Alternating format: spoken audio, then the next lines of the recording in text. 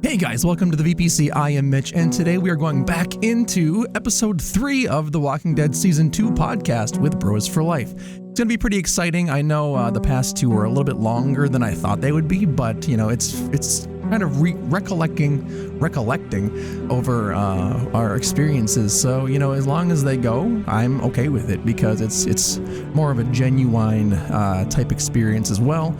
And we kind of all get to recollect on our journey together since you guys watched the previous season. So with that being said, we're going to hop into episode 3.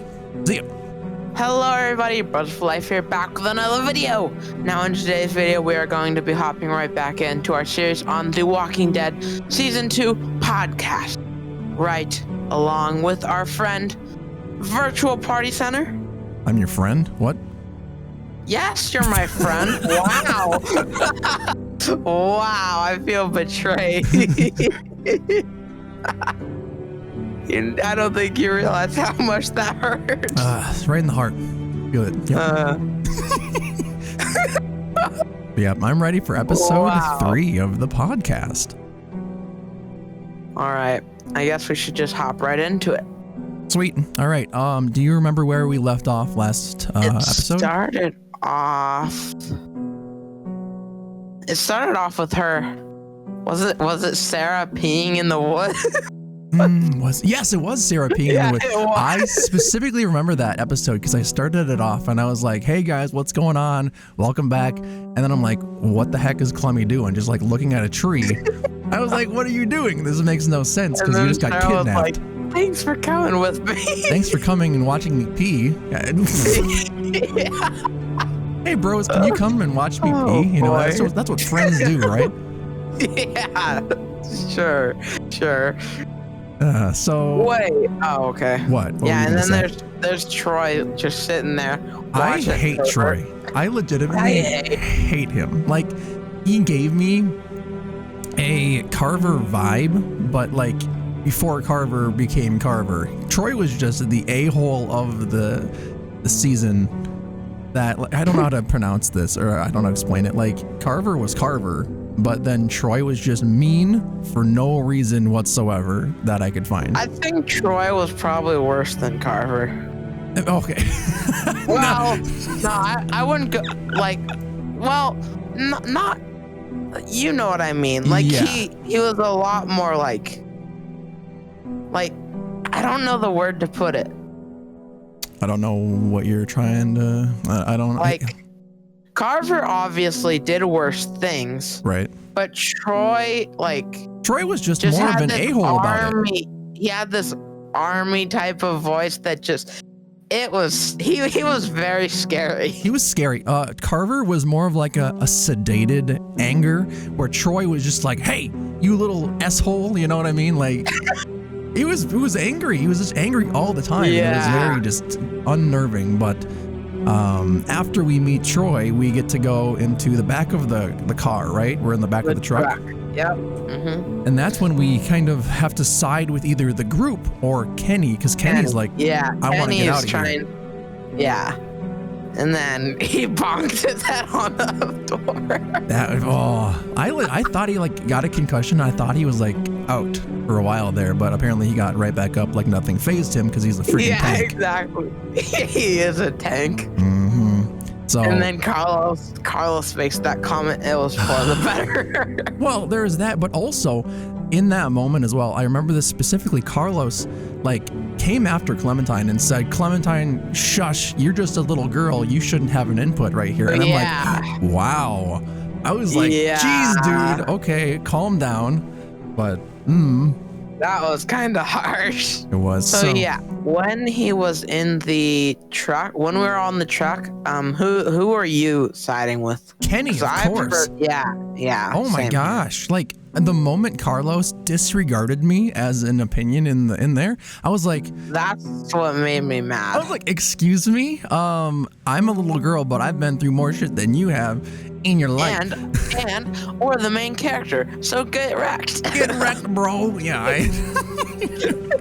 Yeah, I was fed up with him at that point. Then we went over when Kenny got, bombed in the face by the door. So that he got hit. That was great. And then we get to meet the Carver's official camp, But also inside of the truck, we actually did learn a bit about Carlos. Carver? Carver. Yeah. I don't remember what we learned about him. Can you elaborate a little bit? Carlos was pretty much teaching us or telling us how they were there before and how worse, like what he does. Right.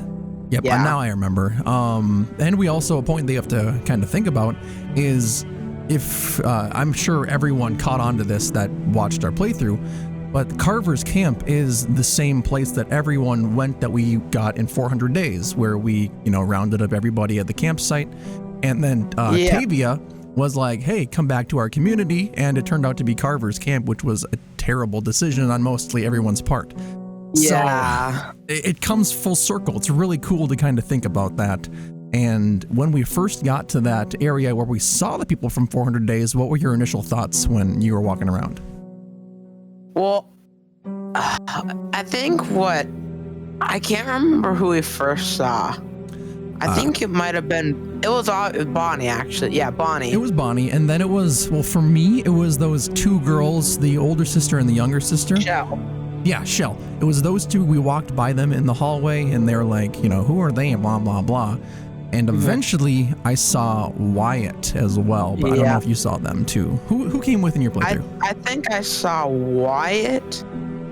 And then I had one other person. It wasn't Vince. It wasn't Russell. I honestly forgot who came through in my playthrough. I don't remember who was there. I forgot who came with me. Who were the 5 people? It was Shell, the girl, Russell, Wyatt, Bonnie, Wyatt. And then there was one more, I think, right? Vince. Little black kid with the nice Russell. hair. Russell, yeah, him. Yeah. I guess I had Shell, and then it would have been I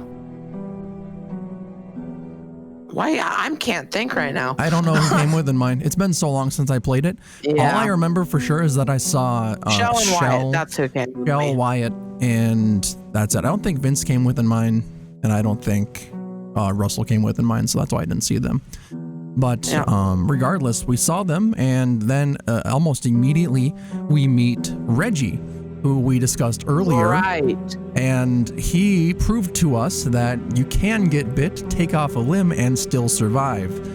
Yeah. So that was... However, I'm surprised that in the truck, I'm surprised that Kenny didn't get a worse punishment for getting his cuffs off. Yeah, he just kind of like, how'd you get your cuffs off? Oh, what the heck? Get out of there. It's like... Yeah, I was... obviously, someone's trying to escape. Lucky. That's very lucky. Yeah, especially because it was I just said his name. The angry man that's a little worse than Troy. It was Troy that caught him. You'd think Troy would be like smacking him around, but nothing happened out of that. Yeah, especially when later in this episode he smacks Clementine really hard. Yeah, for like no reason. Didn't she just like say something back to him and he's like, don't talk back to me, and whacked her? No, it was when she... Actually, I don't think it was 100% that you got smacked. It was when you got the choice to go and try and get help Kenny when he was getting beaten up. Oh, I remember that. Yeah, you mean like he smacked her with the butt of his gun? Oh yeah, that's right. That was rough, and I can't even imagine how bad that hurts. Like just right in the cheekbone. That's how she got that scar. I don't know if it's necessarily a scar, but she had a cut there. Like the cut, yeah. I think that is part of it. Yeah. But we met Reggie, and then inevitably we met Jane the same night, along with what's the other guy's name? Mike, I think that was Mike. Yep, it's Mike, right? Yeah. Well. Okay. So we kind of met the general group that we're going to be with for the remainder of the game. And at first, everyone was kind of like, okay, Jane is kind of weird. But then we learned why she's like that. And it's a good thing. Because remember... she's a good survivalist, right? Yeah. And she figured out the same thing that Lee figured out back in season 1, that if you cover yourself in walker guts, then they don't bite you. They don't sniff you. They can't bite you. Right. Which is probably the best survival tactic you can probably learn in the apocalypse. Yeah.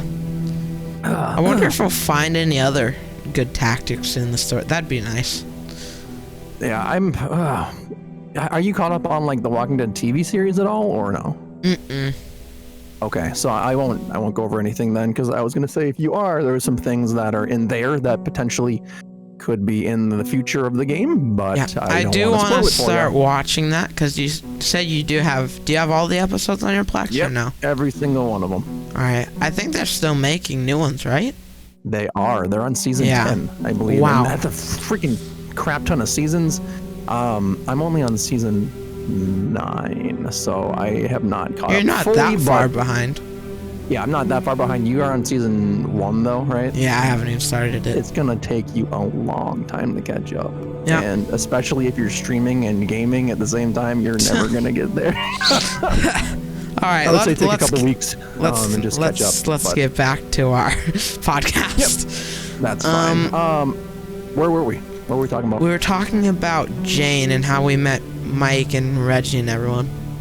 Right, and I can't remember, the first night we started kind of going, okay, we need to make a plan to get out of here, or did we kind of just lay low and settle in? That's the night where we took a little stroll with Kenny, and Kenny was telling us to find a few things that could potentially get us out. And then that's what, I was gonna say that we got Reggie in trouble. Oh, poor Reggie. I feel so bad for him. Like, he was just trying to follow the rules, and he paid the ultimate price eventually for that. We'll get there. But yeah, that was, man. Yeah, I feel bad for him. But eventually we end up going to sleep after getting Reggie in trouble. And then the next day is really fuzzy for me. I can't remember what happens. All I remember are like the main events. We woke up and what happened? I can't. Oh, we can also watch in the video too. I'm on it right now. Yeah, that's what I'm doing, but that's also where for me, that's where we revealed, because Reggie was like, Carver isn't that bad at all, actually. And in my playthrough, I was like, well, he kills Alvin. So that puts him back. He also killed Walter. So I don't like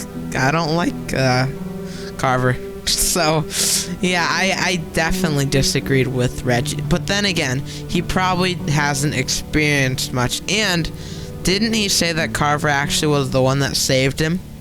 I believe, right? Yeah. I think so. I think he said Carver grabbed him away from the locker, and I think he said Carver took off his arm too. Yeah. But then ultimately it saved him. So his version of reality is a little bit different from ours, because in our version, Lee cut off his arm and ultimately died. But, in this version, Carver saved him, quote unquote. It saved his life. And then later kills him. No. And then later kills him, which is really dumb. But it was also interesting because, what was I going to say? I just lost my thought of mind. But, okay, you continue.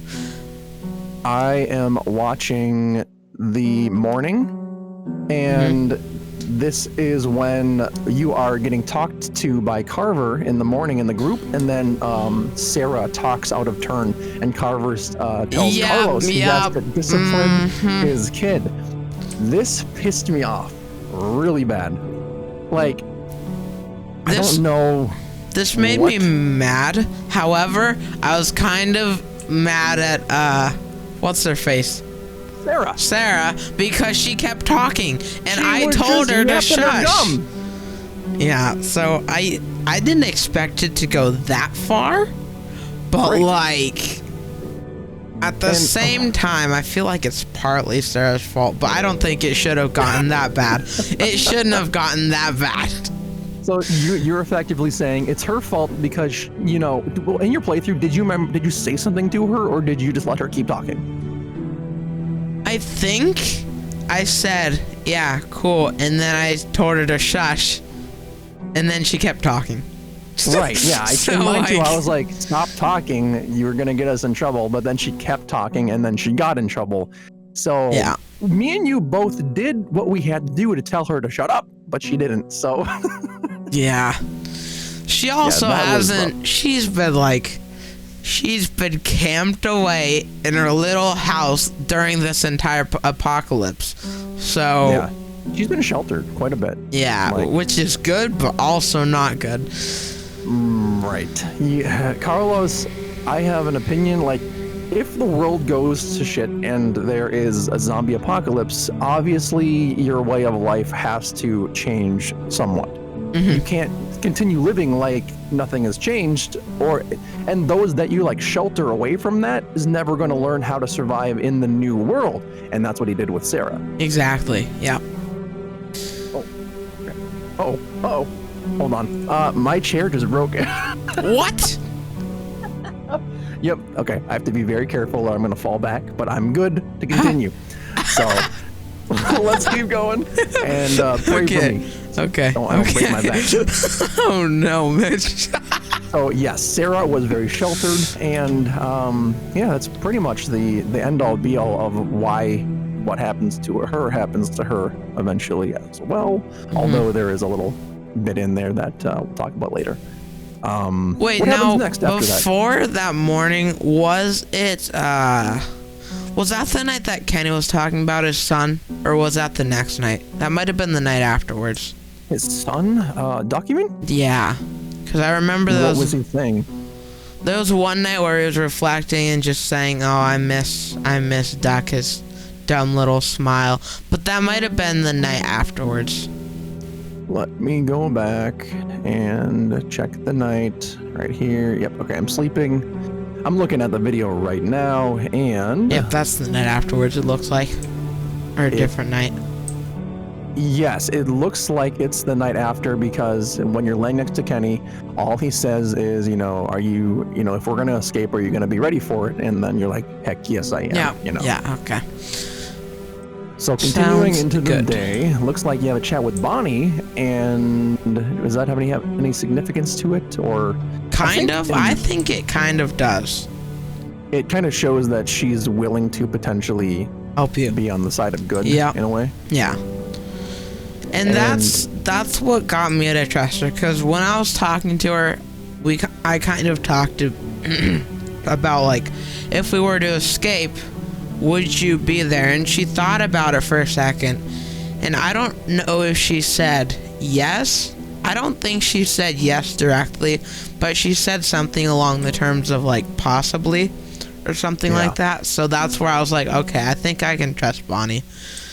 There was a point, I don't remember exactly what was said between the two, but I think I said, like, she killed my friend Walter or whatever, and then she goes, I don't know, Bill was just protecting his people, or I don't know, that was an accident. She said something like that. Yeah, and I was like, stop. She said it was probably an accident, and I was like, how do you accidentally kill someone? Yeah, and then I'm like, okay, stop defending him first off. And then there's another part in the distant future where Reggie gets killed, and then she's like, oh, it must have been an accident again. And I'm like, stop that, first of all. I got so mad. But then after that, I think that's when she was like, okay, we're getting you out of here. But we're leaving tonight. And I was like, yes, let's do it. And for anyone that watches my playthrough versus your playthrough, they're gonna see a definite version of anger from my side that they didn't see in yours. You kept things kind of subtle. I was like, F you, Bonnie. Screw you. He's okay, or he's not okay. I wasn't that mad, but I was like, Bonnie. It got so annoying for me. And then especially later in the game in season 5 or episode 5, I was still pissed off at her. Right. We'll talk about that later though. And continuing after the chat with Bonnie, I am lost. I do not remember anything on what happened. Wait, hang on. So Bonnie gave her that jacket. What did you think about that jacket? Did you like it?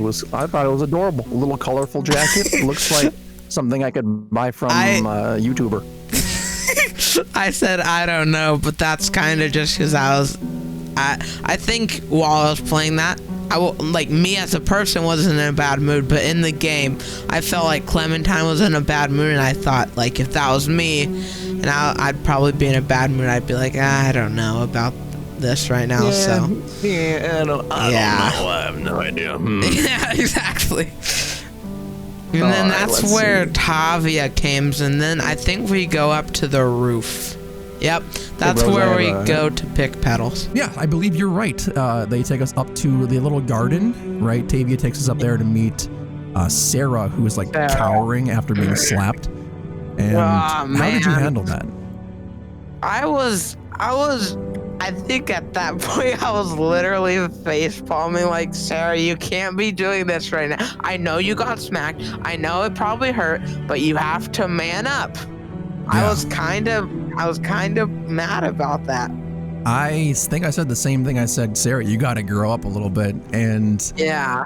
it's hard in that instance though, because you're trying to make someone grow up from like however old she is, 13, 12, to like the mentality of a 30-year-old in the span of like 5 days. And it's so much more difficult than people think, but she kind of has to, or else she's going to die. And we all know what happens. Yeah, right. So, yeah. I did try and comfort her because I tried to make friends with her. She thought I was being good with it, but she wasn't handling the world situation very well at all, which Right. didn't go well. And okay, so when Reggie came in and told us to help with do the chores and make sure they're done right, what did you do? Did you help her or did you do your own chores? I did help her. I did. I did my own, and so here's the thing. He legitimately, I got mad about this. He said, make sure this gets done. So I was like, okay, I'll do it. I'll make sure my stuff gets done. And I didn't know Sarah was gonna pout the entire time. Yeah. And then she said, I don't know what to do. I'm like, it's not that hard. You just cut the dead branches off. I was so mad. She Like, yeah, I feel you. yeah. I don't know. Sarah just gives me a headache. Yeah. It's like, you know what? Let's move on from Sarah and move on to what happens after Sarah. Okay. So Carver comes in, and then after Carver comes in, pretty much he's like, Reggie, you're supposed to be monitoring these people and make sure they get their work done. And then after that, he says it's not Carver's. He says it's Reggie's fault. And I think Reggie should have been monitoring better and told her to like, you need to do this or I'm going to get in trouble. Because Reggie really didn't say anything to. He also didn't come back to check on them very often. Like, if you think about it, I don't remember what he was doing. Was he just like sitting there? Else. I think he went out to do another chore, but he also could have just like came back periodically and just said, hey, how's it going? And made sure everything was getting done. Yeah. And also, I think he could have been looking at Sarah and noticing that she's not doing her work and said, hey, Sarah, I really need you to do this, blah, blah, blah. He didn't do that. He just left. Yep. And then, so Carver comes in and she's like, what's going on? He's like, what's going on here? And I think that's where I said she didn't understand what to do. And he says something like, oh, no, this isn't your fault. This is not her fault. He's like, this isn't her fault. It's looked Reggie's down upon Reggie. Yep. Which I do somewhat agree with, but not fully. Right. At all. Right. Because it was Reggie's responsibility to... It's Reggie and Sarah. Reggie could have done a better job at monitoring, although his discipline was not needed. The ultimate fault comes over to Carver, who punished him in killing him just for like a simple mistake. Yeah. So we're trying to like put blame on somebody here. The ultimate blame is on Carver and not on Reggie, not on Sarah. Sarah was going through something emotional. Reggie was just trying to do his job, and the ultimate blame lies on Carver because he's a psychopath. Okay, can we just talk about Reggie's hairline? Bro, don't talk about no. I'm getting there. I'm getting there myself. That's why I'm wearing a hat right now for my recording. What the?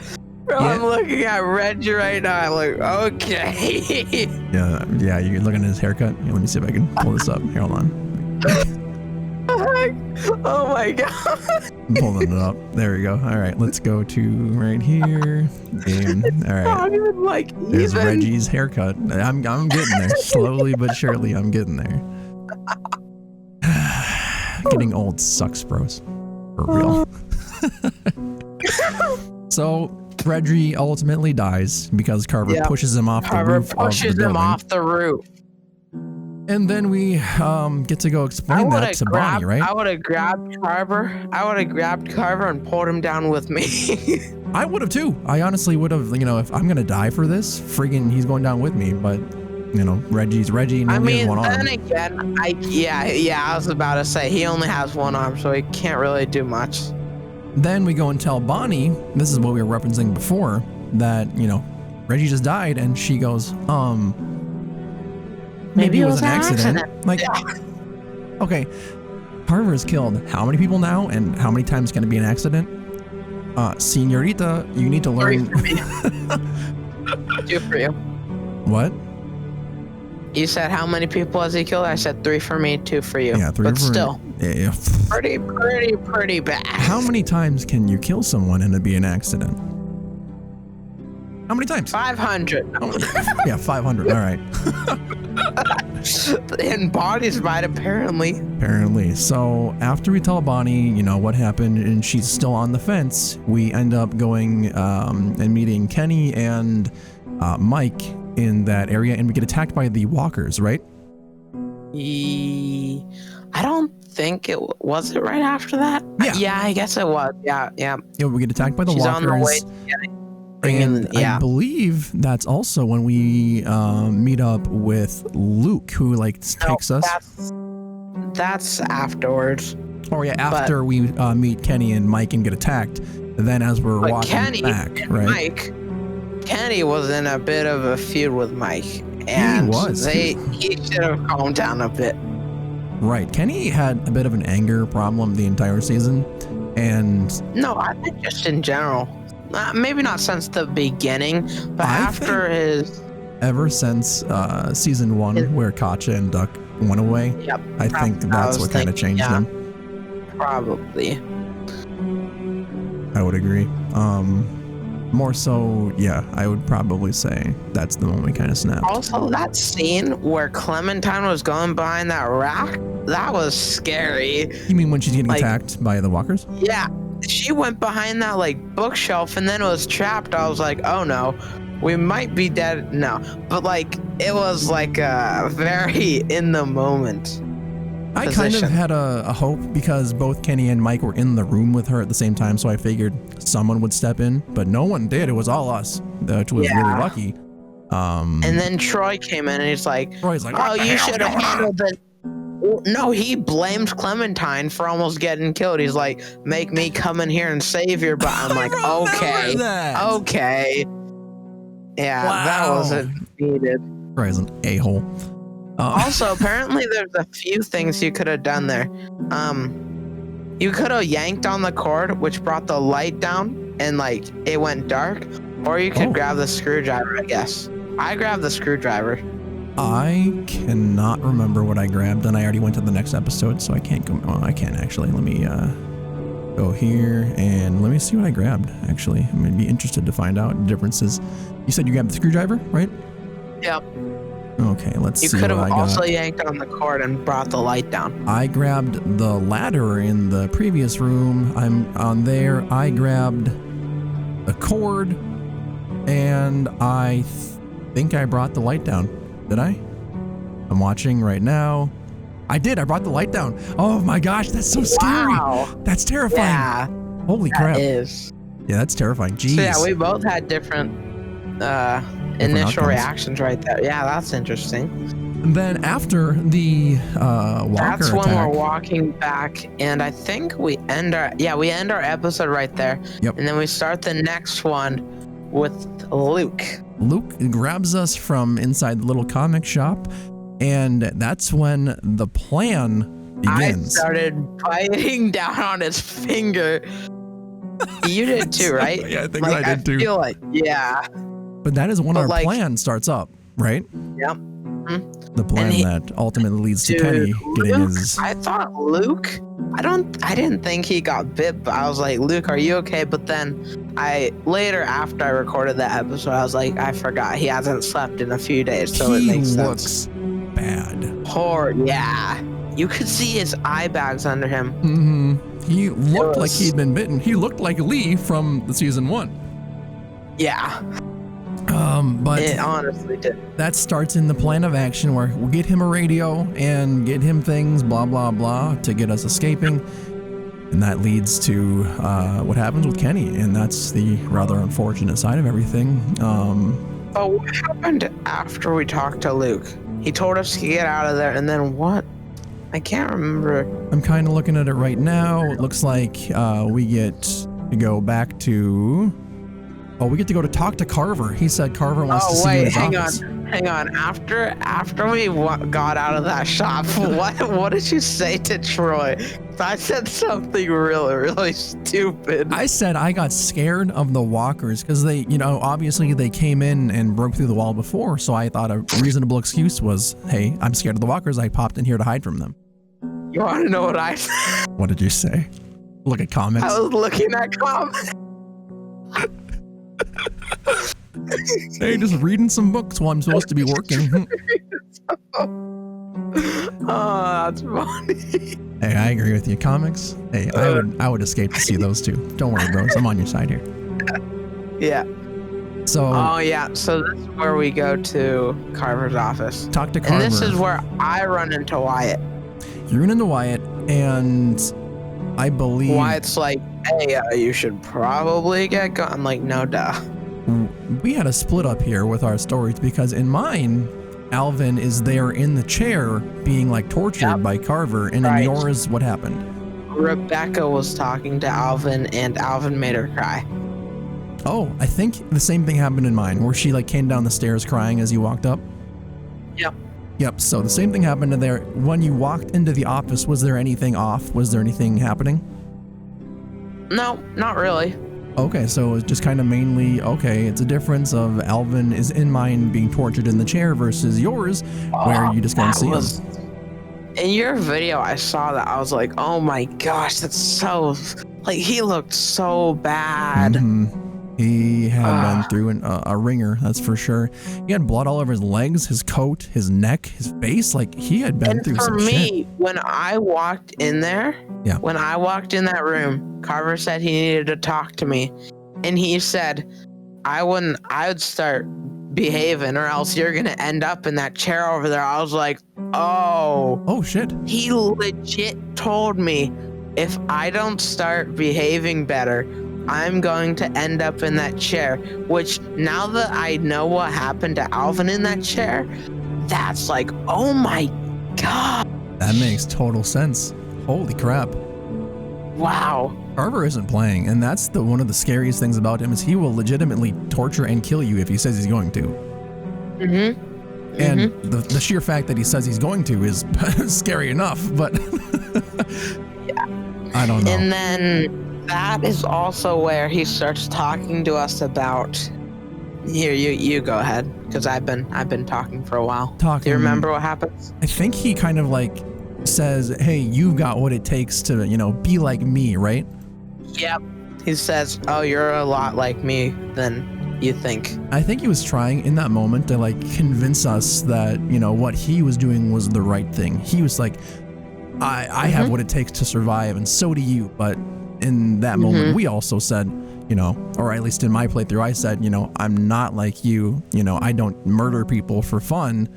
Same. And I think he said something like, we'll see about that or something like that. I was like, whoa. He definitely has an approach that, we didn't go through, but ultimately that was a moment where he was trying to mind control us a bit there.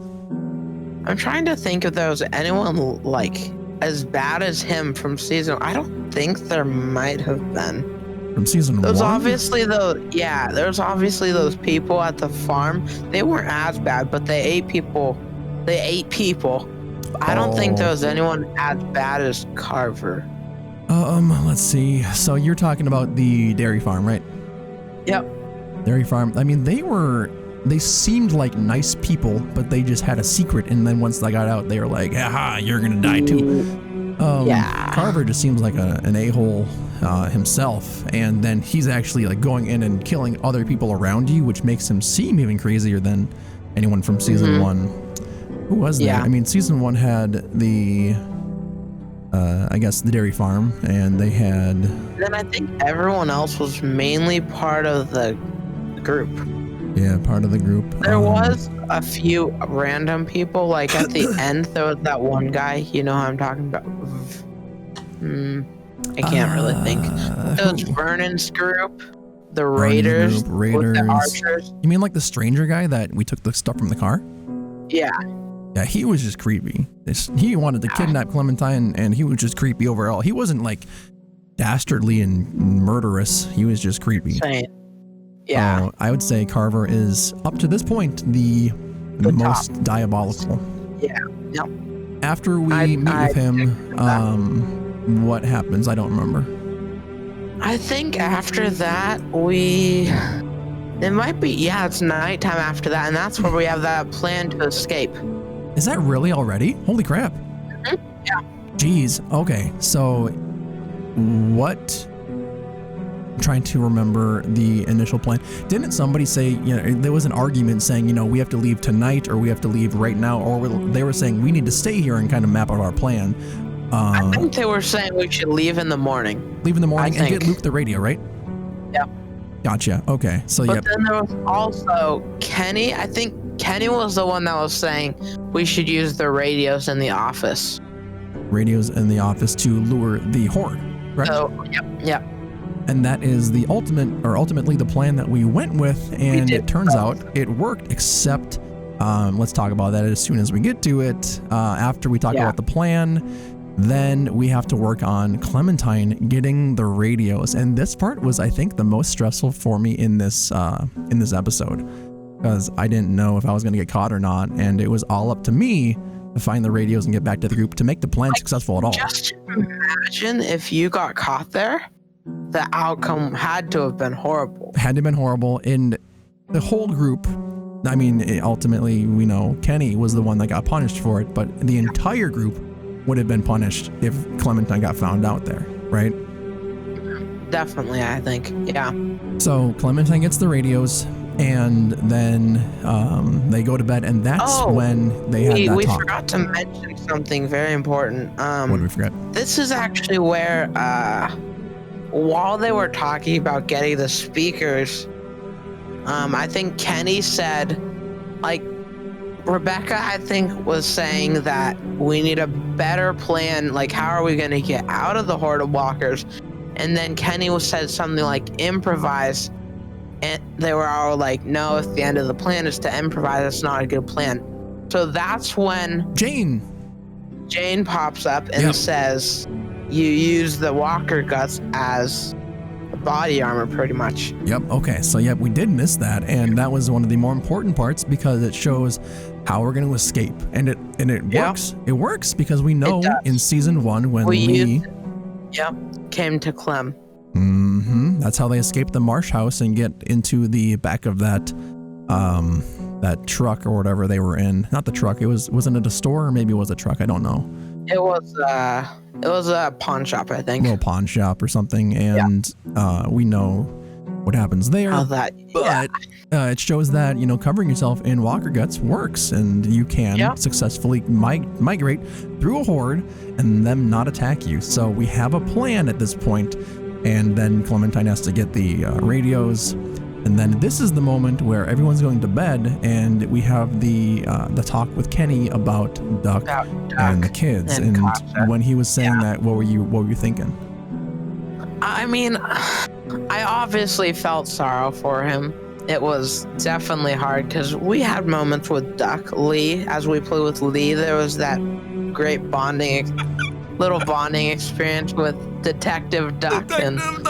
Yeah, man, that was a good experience. So I definitely we knew who Duck was, and we had some good experiences with him.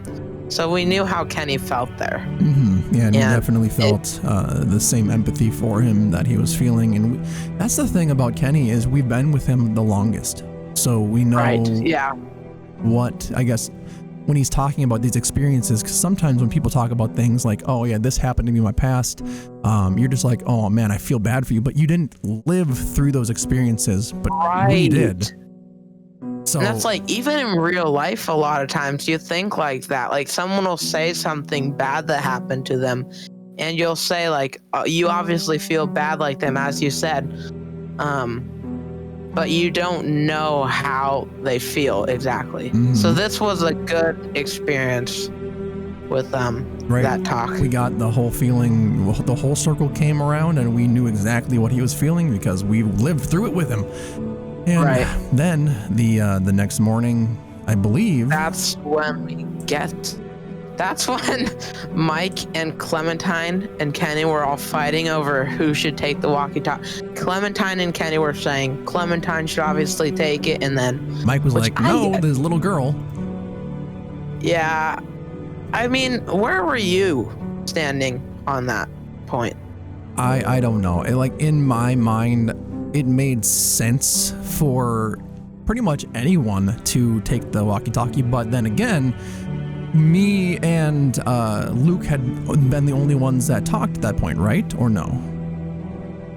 You remember?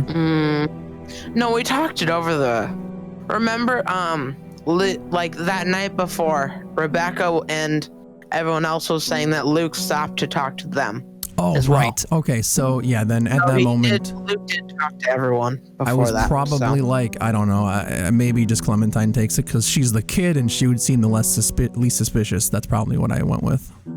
I think that's how I was thinking back then as well. But now because even then we knew who Carver was, but even after that, he does a lot worse stuff. So we didn't know the entire extent of Carver.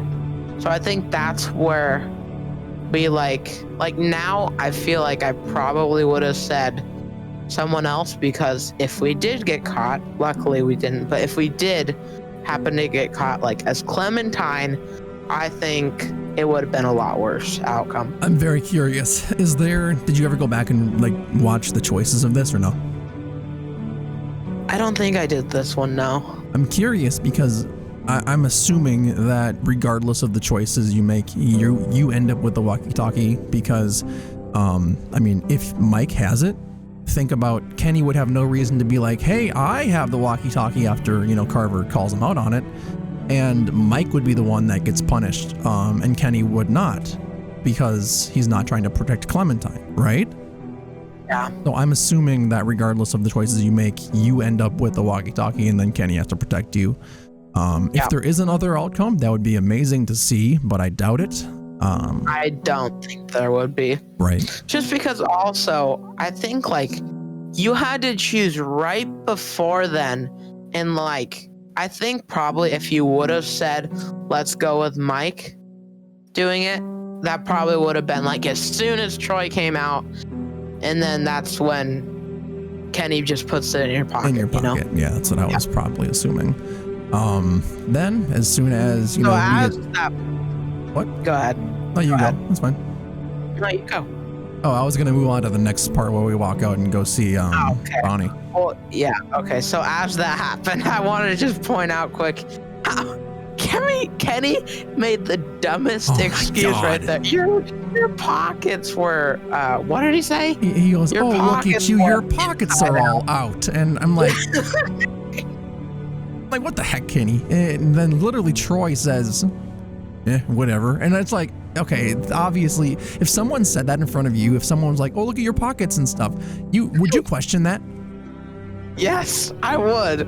Yes, I would. Literally, what the heck, dude? But Troy's First an idiot. Off, why would that matter? Or why would that matter if your pockets are out? Doesn't matter. No one's gonna care about that. Troy is just an idiot.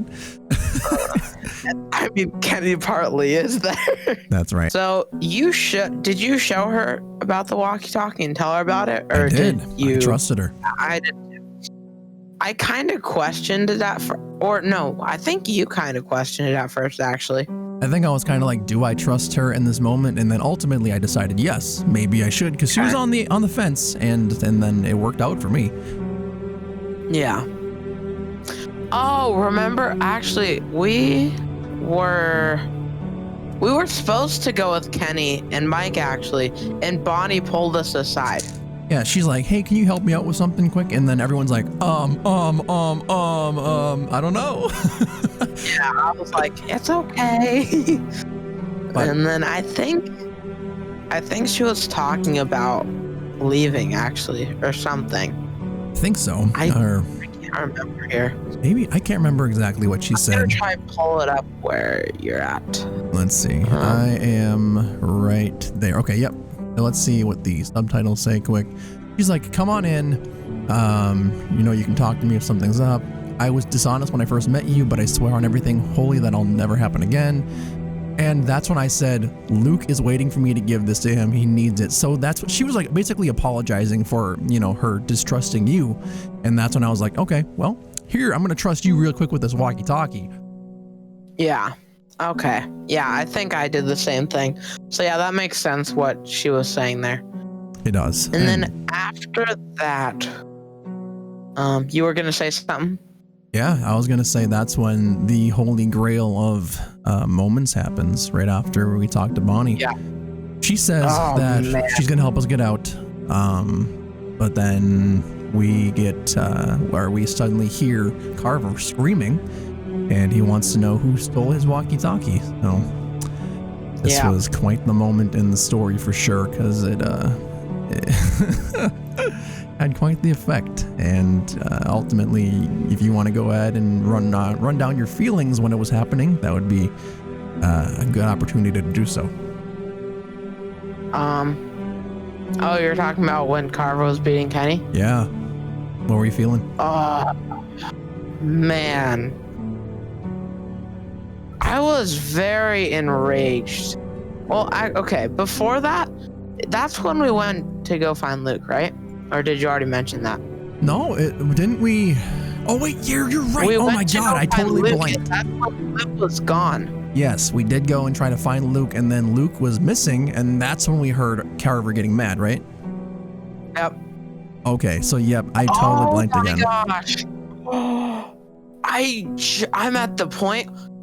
Oh my gosh. Troy literally grabbed Clementine by her ponytail. Not my Clemmy Clue. That is horrible. I'm trying to find it. When did he grab her by a ponytail? Well, right after we're in that place where Luke is. Oh, he did? Oh, yeah, he like freaking grabs her and thrusts her, and I'm like, stop, Yeah. I'm right at the point where Kenny started to get smacked. So yeah, this is where we come in here, and Luke is in here, and this is where everything starts going wrong. This is where Abel's turn. Now, when he asks who had the walkie-talkie, did you start speaking up, or? I think I did. I think I started to say I have it, and then Kenny just ripped it out of my hand and said I have it right here. Same here. Honestly, because of the way he talked to me before when he was like, you have what it takes to survive, I was thinking maybe that would give me some points to like not get attacked or punished as hard.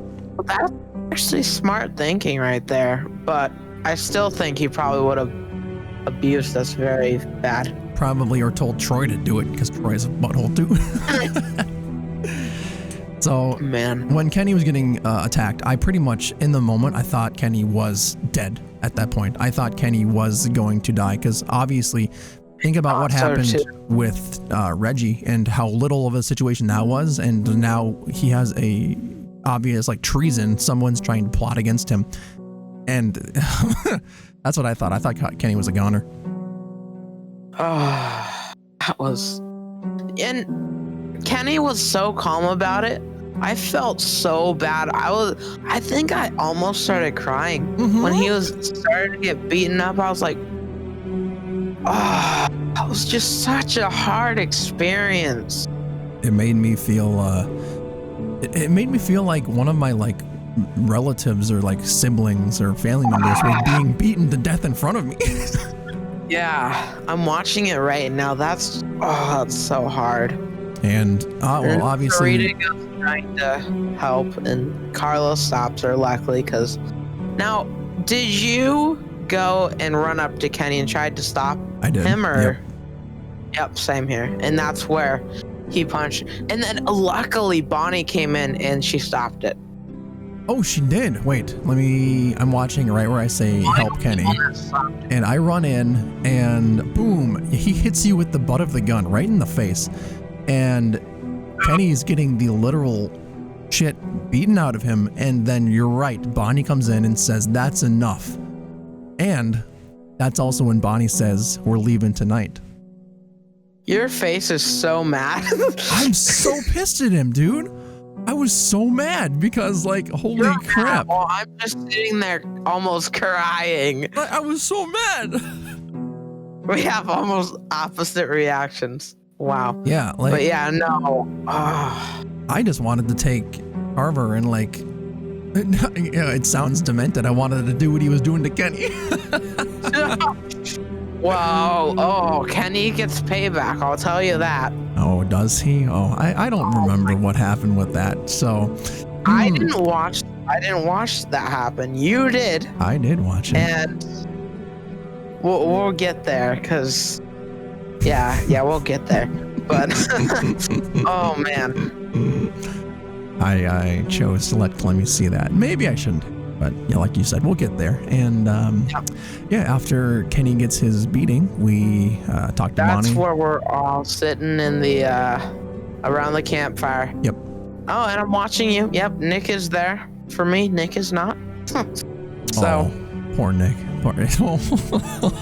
Oh man. I'm also kind of thinking, like, during all this time, is Alvin just dying in the chair, or is he, what's happening with him? Because he's in the chair. Is Carver torturing him more, or is he just sitting there dying? So I think he's just sitting there.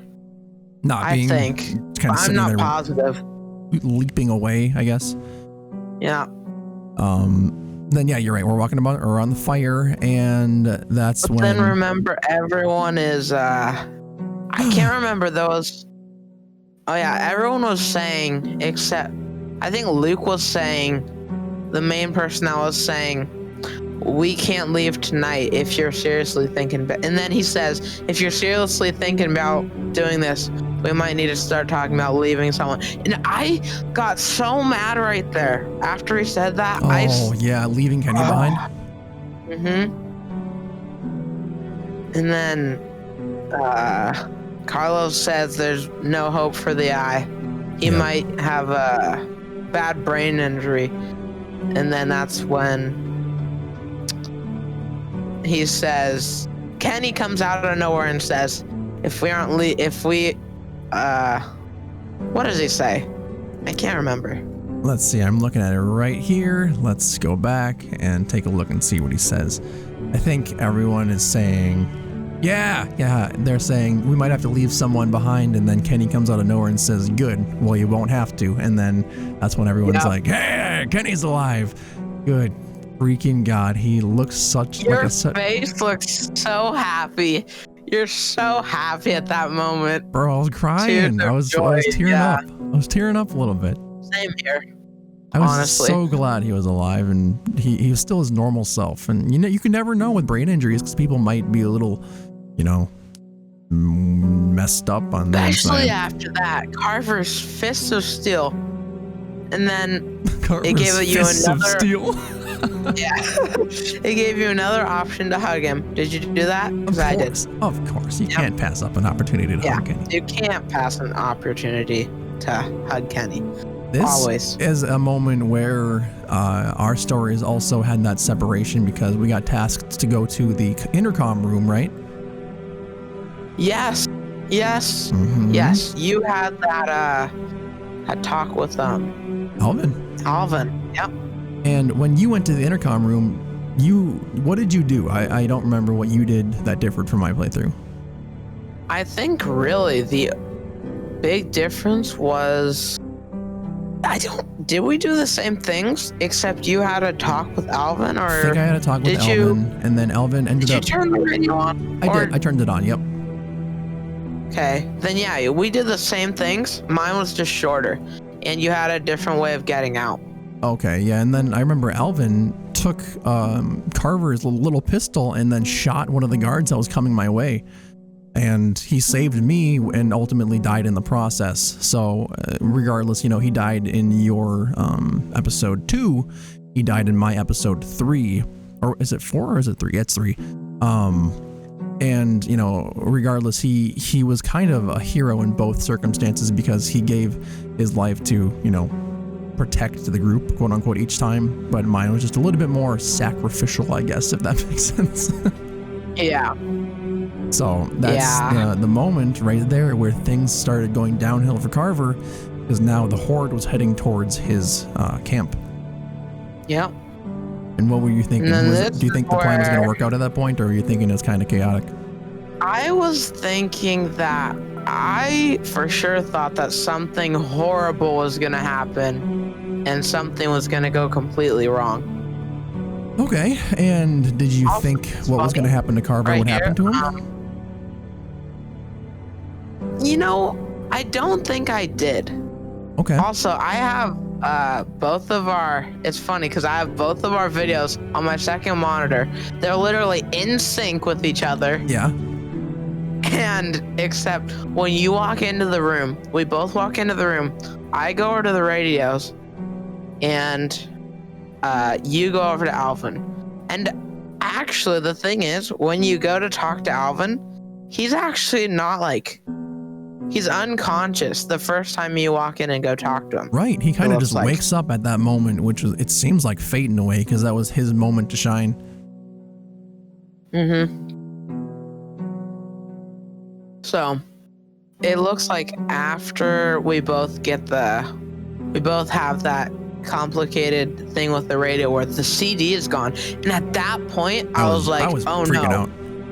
Yeah, I thought Carver was gonna come in, and if you look through the window of his office, you can see that all of the good bad people, they're bad people to us, right? But good Carver people, I guess.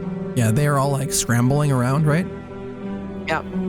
That was an intense moment because I had the same thing where the CD wasn't there. I was like, crap, what do I do? Yeah. What do I do?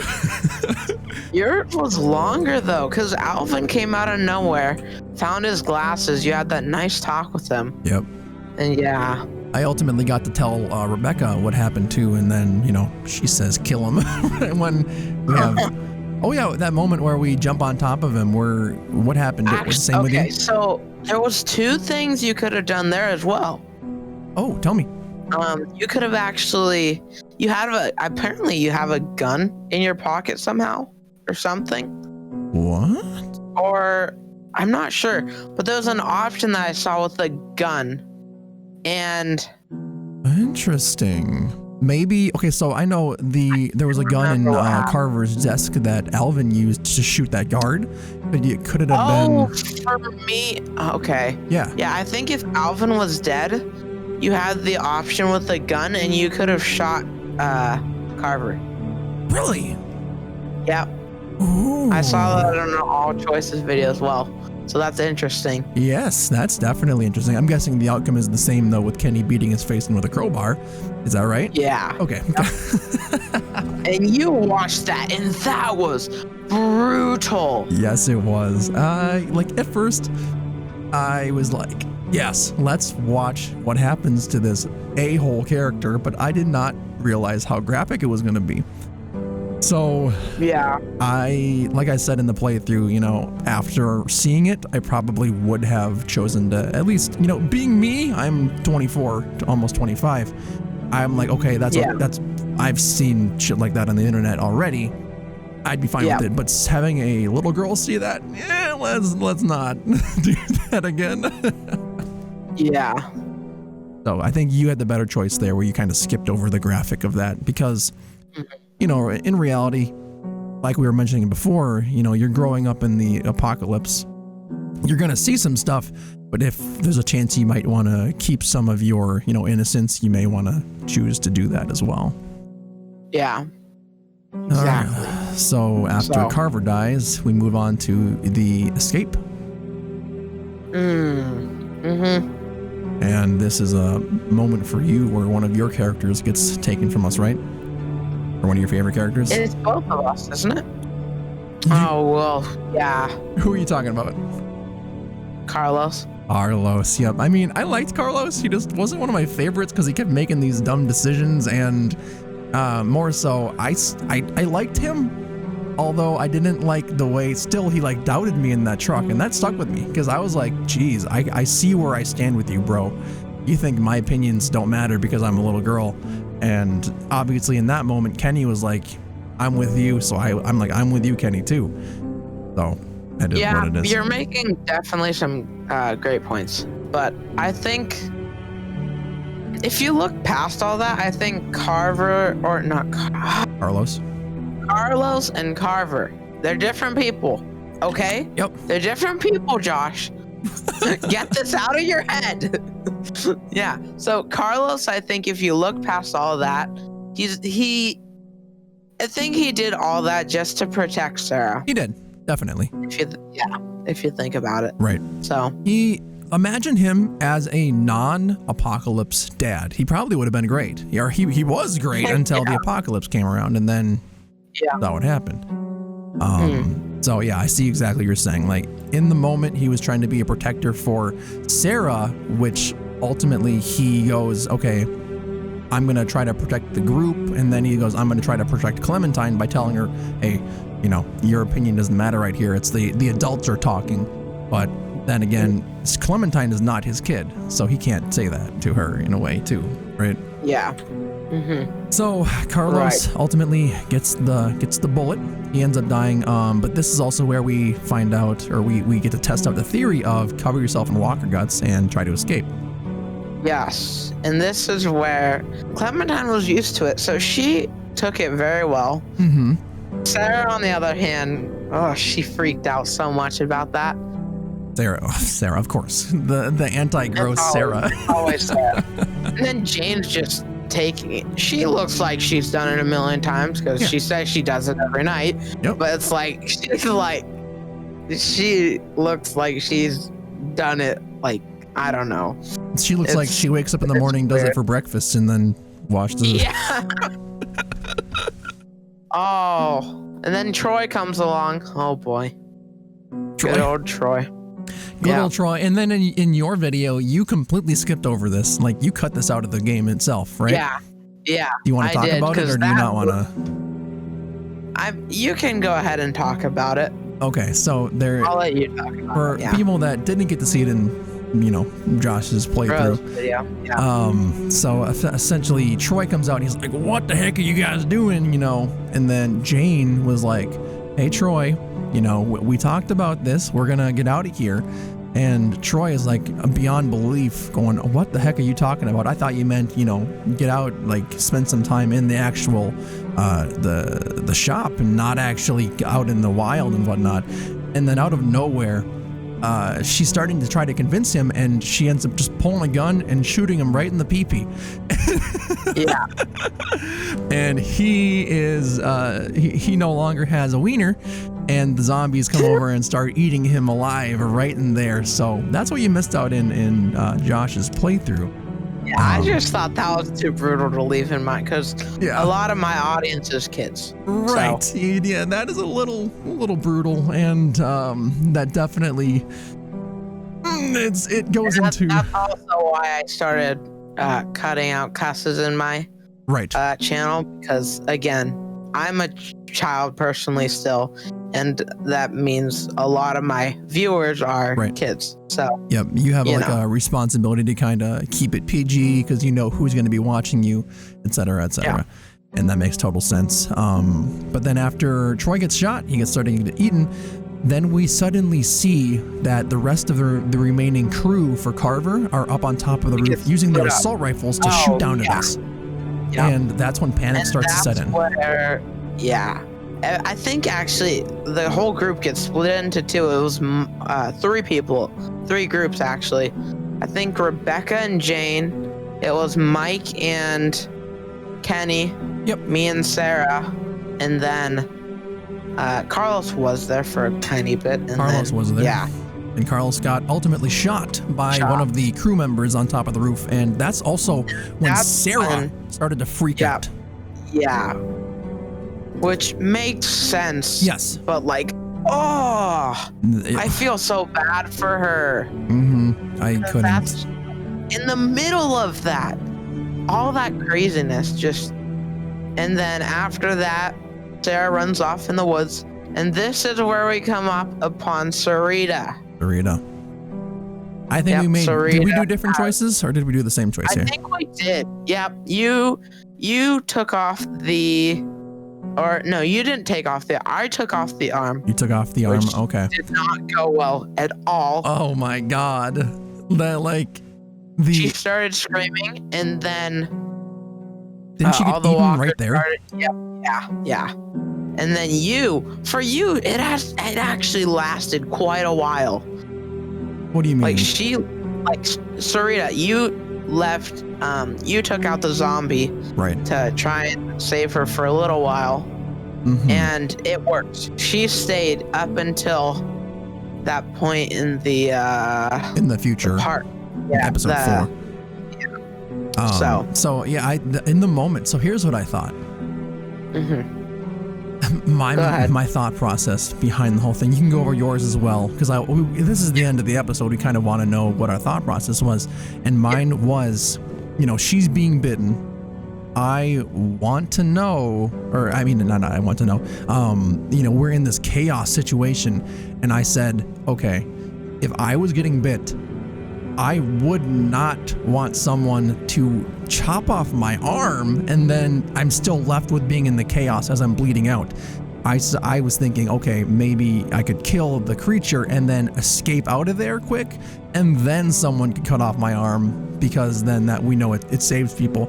But they didn't do that for some reason, and that was my thought process on why I didn't chop off the arm in the process.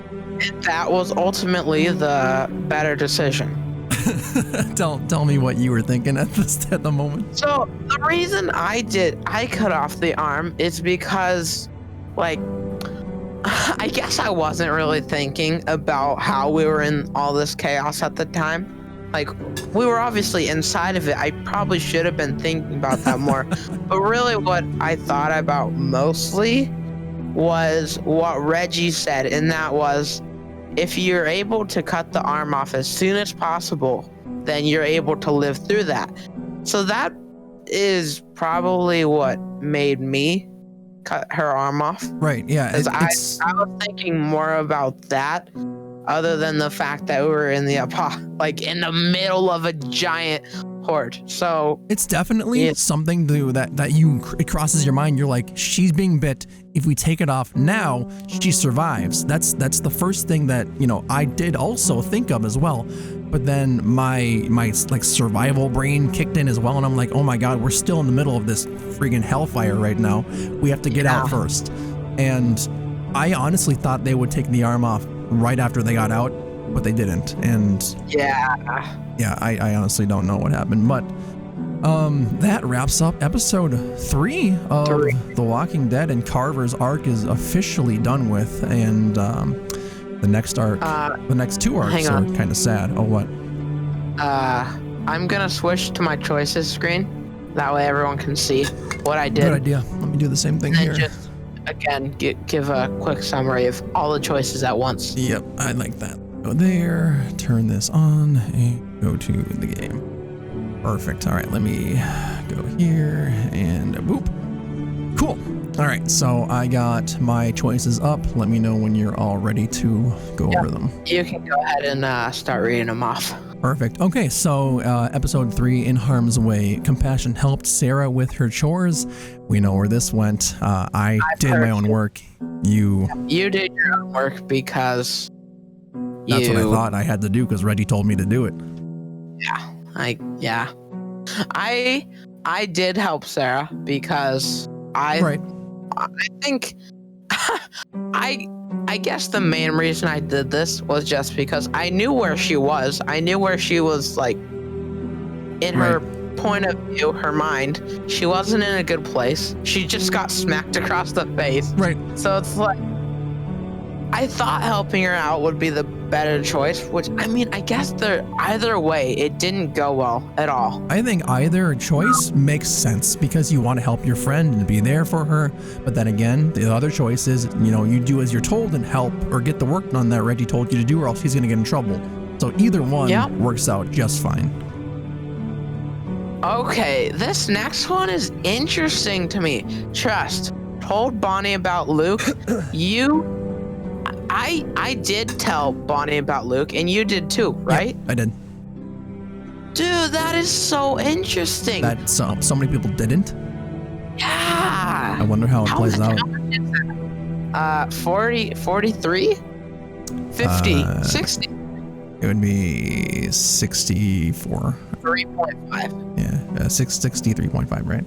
Wow. I'm honestly curious how that plays out then, because I wonder if she ends up trusting you in the end or not, because you still tried to hide it from her at that point. Wow.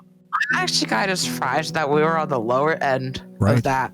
Most of this entire episode, look at all, I mean, I don't know if you were on the upper end of some of them. For the next one, it says admitted to stealing the walkie-talkie. What did you do? Did you try to speak up as well? Yeah, we both did. And that's another one where... Wow. Yeah.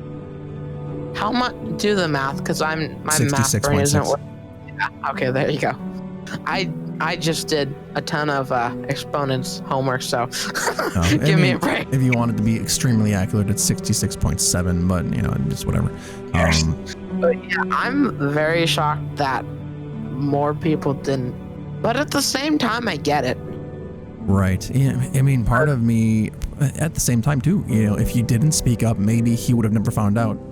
And, well, that's a thought process you could have gone through. Like, if you didn't give it up, then maybe he just, well, no, he's a psychopath. He would have started hurting everybody. So I don't know. I don't know how people could. Either way, I think, I am curious what happened if you didn't even start to say anything. Right. But at the same time, I feel like Kenny probably would have got beaten up either way. Because actually, in my channel banner, Kenny is actually one of the characters I have. Because he's probably my gosh. And that's when I had my channel banner made. I remember that. I actually did not know where that bandage came from on Kenny. I thought Taylor just photoshopped that onto him to make him look badass. That's what I was thinking as well. But now that we've played season 2, that makes so much sense. Yes, it does. And Holy that's crap. Yeah. So if you guys actually go and look at my my YouTube channel banner, it actually has Kenny as one of my favorite characters, video game characters to ever exist. And that he is actually on there, and he has this bandage on him. And that is what the bandage is from. The bandage is from, I'm assuming, probably season 3 as well, if you chose to go with him. Right? I'm curious how they're gonna do that, because if you think about it, this is gonna be really weird, and I don't know how they're gonna handle this. Think about it. Season 1 ended, and then everyone ended the exact same way in season 1, and they were able to start the exact same way in season 2. Season 2 ends, and you have multiple endings. So how are they gonna pull that into season 3? Endings. There's 2 things. There's one where you can go alone. Right. Actually, I think there's a lot.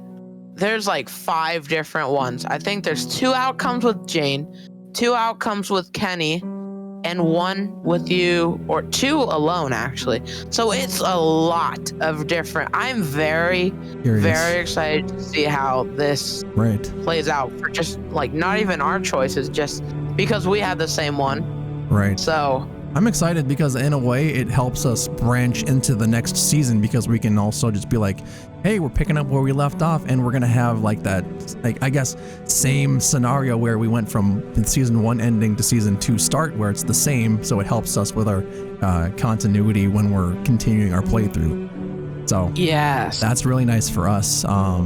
Regarding the rest of the choices, did you watch Kenny Kill Carver? You didn't. I did. You were on the side of people that didn't. surprisingly, and that makes sense in terms of people wanting to keep their innocence, right? Yeah. And or maybe they're just running a family-friendly channel and didn't want to see that. So. Well, no, honestly, I didn't even okay, when I saw that, when you had the choice to, when the choice got brought up, yeah, I didn't think it would be that. I don't think any of us expected it to be that gory. No, at all. No, definitely not. I thought he was gonna hit him once in the head, and then shoot. maybe shoot him or something. Yeah, exactly. Yeah. So I really don't know, but I personally did not want to see that because I thought it would be a bit gory either way. It's obviously going to be gory. You're watching someone killing another person, so right. It's obviously gonna have some gore in that. But Yep, and I kind of regret watching it on my own as well. I mean, for me, me as Mitch, I don't care that I saw it, but having Clementine see it is another story for me. I really wish I wouldn't have had her see that. Yeah, because again, it's a little girl. What is she? 13? 12? I don't know how old she is. I'm not going to look it up in case spoilers for future episodes. Yeah, exactly. We're just going to kind of go off 12, 13. I know at the end of season 1, they were saying how she was 9. Okay, so because 10. that was that one guy that kidnapped her or whatever was saying, and then Lee said she was 8 or 9. Oh, right. And right. then that guy was wrong. Her birthday was a few days ago. So I think she's either 9 or 10. But then at the beginning of the thing, it said 18 months later. So she's probably 11 or 12 at this point. Okay, so 11 or 12. Yeah, that range would definitely be in the range of I do not want them to see a face getting beat in with a crowbar. Yeah, his face was completely gone. Yeah, completely. It was. Yeah. It was scary. I didn't like seeing that. Yeah. So and then the final decision, chopped off. What does that even say? Chopped off Sarita's arm. There's a thing about that that's so blended in with the background. I don't know, but yeah, chopped off Sarita's arm. For me, it was a lot higher than mine. Yeah, that's weird. So I guess people had the same thought process as you, and they were thinking, yeah, if we cut off her arm right now, she lives. And then it ended up. It ultimately ended up killing her, and then Kenny blames you for it too, which is... He does later in the... I don't think that was fair of him to do at all. Because you were trying to save her. I was, yeah. You didn't get a chance to even explain yourself either, that you wanted to, make sure she survived the bite. But kept talking. Whatever. I'd say... But yeah, that wraps it up. That wraps up episode 3 of the podcast, and I want to say thanks everyone for watching so far, and we're definitely going down memory lane with these. It's been really fun. I'm really enjoying this. Yeah, and we're definitely diving deep into the weeds as well, getting our feelings out on the table too. So with that being said, I want to say thanks for joining in. Catch us for episode 4 coming up shortly, and season 3. And season 3 when that comes as well. And don't forget to like, subscribe, and comment, letting us know what you thought as well. And with that being said, thanks for joining, and I'll catch you in the next podcast. See ya. I'm so glad you're enjoying the series so far, but don't forget to subscribe to my friend Virtual Party Center. Also remember to keep moving forward and stay still, not bitten.